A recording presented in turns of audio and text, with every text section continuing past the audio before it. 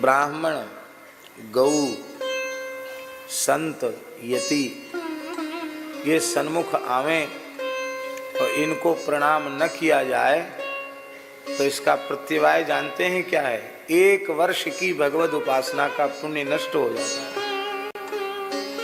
1 वर्ष के साधन का पुण्य नष्ट हो जाता है। आजकल भक्ति भी परिचय की रह गई है। आप हमारे परिचय हैं तो राम राम, नहीं तो कोई काम नहीं आपसे। ब्राह्मण दिखाई पड़े, गौ दिखाई पड़े, संत दिखाई पड़े, यति दिखाई पड़े तो परिचय की अपेक्षा न हो, उन्हें भगवद रूप मानकर हम मन ही मन प्रणाम करें। प्रणाम की 3 पद्धतियां हैं। हृद वाग बपुर्भिर विदधन नमस्ते। कहीं हृदय से, कहीं वाणी से, अवसर हो तो प्रणमेत दंडवत भूमौ, जहां जैसी अनुकूलता हो उसके अनुरूप प्रणाम करना चाहिए। मार्ग में चलते समय किसी भी देवता का स्थान दिखाई पड़ जाए तो यदि हमारी दृष्टि पथ में आया है तो हमें उसे प्रणाम करना चाहिए। लोग कहेंगे हम लोग तो अनन्य वैष्णव हैं, भगवान को छोड़ के किसी को प्रणाम नहीं करते हैं। ऐसा कह सकते हैं लोग,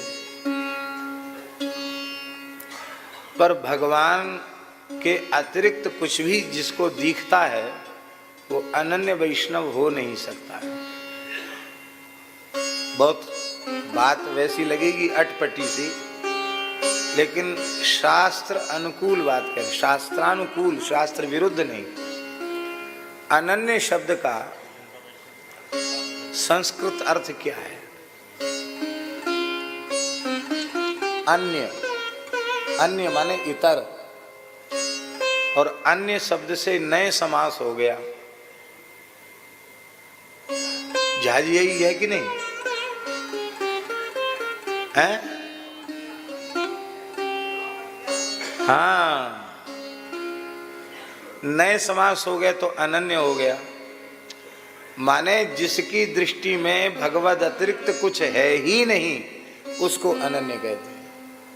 भगवान के अलावा आपको बहुत कुछ दिखता है तो आपकी अनन्यता कच्ची है, पक्की नहीं। और इस अनन्यता की परिभाषा को श्रीमद् रामचरितमानस में गोस्वामी श्री तुलसीदास जी महाराज ने बड़े सरल ढंग से समझाया। उन्होंने क्या समझाया? अपने इष्ट के माध्यम से ज्ञानी नाम अग्रगण्यम बुद्धिमताम वरिष्ठम हनुमान जी को समझाया। और हनुमान जी को क्या समझाया? हनुमान जी के माध्यम से हम सबको समझाया।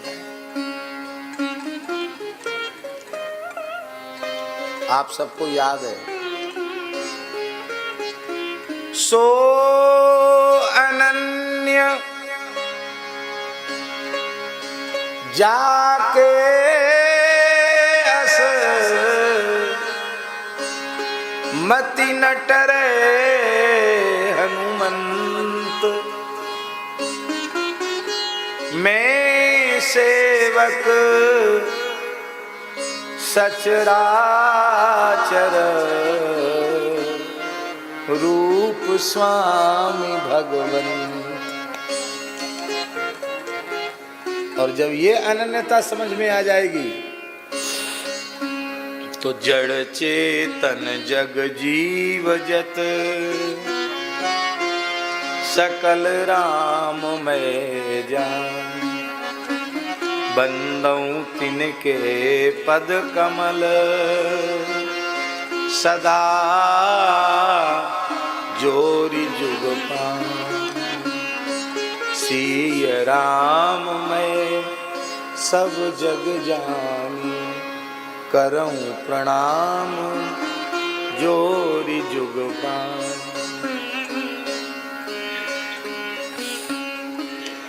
एक जगह हमारे पूज्य गुरुदेव भक्तमाली जी, एक हनुमान जी का मंदिर है, बुंदेलखंड क्षेत्र की बात है। उस मंदिर को, उस स्थल को हनुमान धारा कहते हैं। चित्रकूट वाला हनुमान धारा अलग है और जहाँ की हम बात बता रहे हैं वहाँ हनुमान धारा अलग है। वो भी सिद्ध स्थान है हनुमान जी का प्राचीन, बहुत दिव्य स्थल है। तो महाराज जी के साथ हम लोग गए थे पैदल पैदल दर्शन करने। हनुमान धारा दर्शन करके लौटे तो गांव के निकट पहुंचे, यहां रुके थे गांव में। तो ग्राम देवताओं के चबूतरे बने थे, चौतरा बनते हैं ना ग्राम देवताओं। तो एक नाई उसी गांव का, नापित, जिसको गुजराती लोग बाणा कहते, बाणा बोलते हैं ना, तो क्या बोलते हैं नाई को? वाणन। हाँ, तो वो नाई था, उसने बुंदेली भाषा में महाराज जी से कहा, हम थे उस घटना के समय ऊपर से, महाराज ये हमारे इते के गौण बब्बा आए पाँव पल्लो। बुंदेली भाषा में बोला उसने, माने ये हमारे यहाँ के गौण बाबा नाम के देवता हैं, आप इनको प्रणाम करें। कुछ सर्दी का समय था, महाराज जी ने वो गोरक्षक कपड़े के जूते आते हैं ना, वो पहन रखे थे, और थोड़ी ठंडी थी तो सिर पर गमछा बांध रखा था। उस नाई के कहते ही तत्काल महाराज जी ने जूता उतार दिए, कपड़ा मस्तक से हटा दिया और चबूतरे पर प्रणाम किया सिर रख कर, और बोले, जो शिशो तब चरण नमामि, मोह पर कृपा करिए अब स्वामी। ये चौपाई की है, जो शिशो तब चरण नमामि, मोह पर कृपा करिए अब स्वामी। और कह के एकदम भावुक हो गए।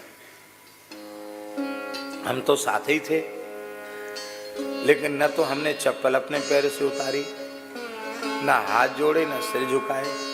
हमने कहा ये गौण जाति के लोग होते थे पुराने समय में, क्षत्रिय के समकक्ष ही होते थे, और वो एक योनि विशेष में पहुंच गए तो किसी के सिर पे आते हैं और कुछ कल्याण करते हैं। तो ये गौण बब्बा हुए, हरदौल महाराज हुए, ऐसे कुछ देवता आते हैं तो ब्राह्मणों को प्रणाम करते हैं, और कोई ब्राह्मण प्रणाम कर ले तो नाराज हो जाते हैं। ऐसा गांव में देखा गया। तो हम अपने मन में सोचने लगे कि महाराज जी हर आदमी की बात मान लेते हैं, बताओ ये गौण बब्बा को प्रणाम करने की क्या आवश्यकता? मन में हमारे आया, हमने नहीं किया प्रणाम। पहुंच गए निवास पर तो महाराज जी बड़ी कृपा रखते थे। पंडित जी संध्या काल है, सायंकाल का समय है, तत्काल पवित्र होकर संध्योपासन करो। तो उनके कक्ष में ही बगल में बैठ कर हम संध्योपासन करने लगे। संध्योपासन करके जप करके महाराज जी को साष्टांग प्रणाम किया।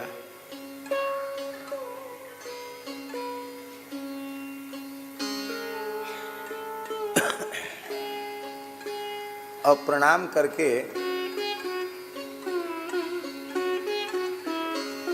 हमने पूछा, महाराज जी एक प्रश्न है। हाँ कहो, क्या बात है? किसी भी आदमी के कहने से आप प्रणाम कर लिए, अब कोई ना शास्त्रीय देवी, ना कोई देवता, ना कोई भगवान का मंदिर, ये तो ग्राम देवता एक प्रकार से भूत प्रेत आदि की योनि में चले जाते हैं, पर वो लोकोपकार करते इसलिए देवता उनको माना जाता है। आपको प्रणाम करने की क्या आवश्यकता थी? हमारी समझ में नहीं आया। महाराज जी हंसने लगे और बोले, जो उत्तर दे रहे हैं उसको सुनो, बहुत ऊंची बात कही उन्होंने कहा, पंडित जी जड़ चेतन जग जीव जत सकल राममय जान, बंदऊ तिनके पद कमल सदा जोर जुगपान। यह बात खुद समझने की है कि केवल दूसरों को समझाने के लिए है?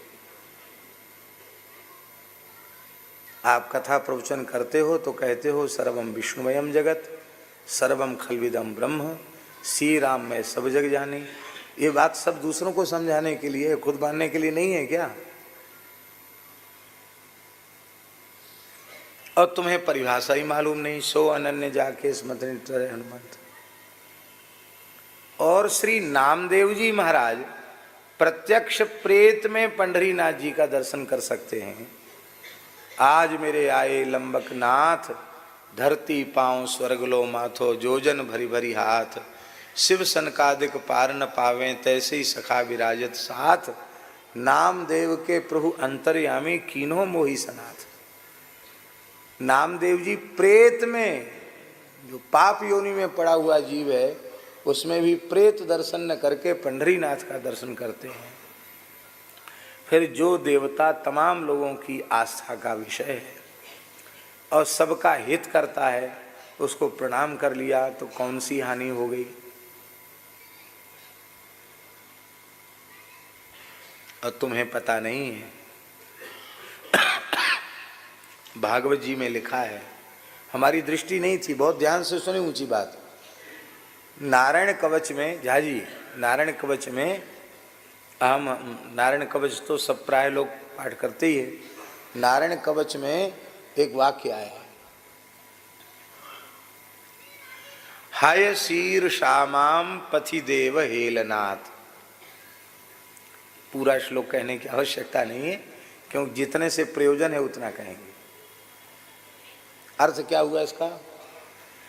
रास्ता चलते भूल से किसी देवी देवता को नमस्कार करना भूल गए हों तो उस पाप के प्रायश्चित के रूप में है शीर्षा, माने है ग्रीव भगवान हमारे उस पाप को नष्ट करें।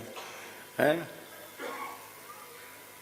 देवर्षि वर्यः पुरुषार्चनांतरात् कुरुमो हरिर्माम निर्याद शेषात्। वहाँ पथि देव हय शीर्षा, है शीर्षा माने है ग्रीव, माम माने मुझे, पथि देव हेलनाथ, रास्ता चलते किसी देवता का बंधन न किया गया हो तो वो अवहेलना है देवता की, उससे भगवान हमारी रक्षा करें।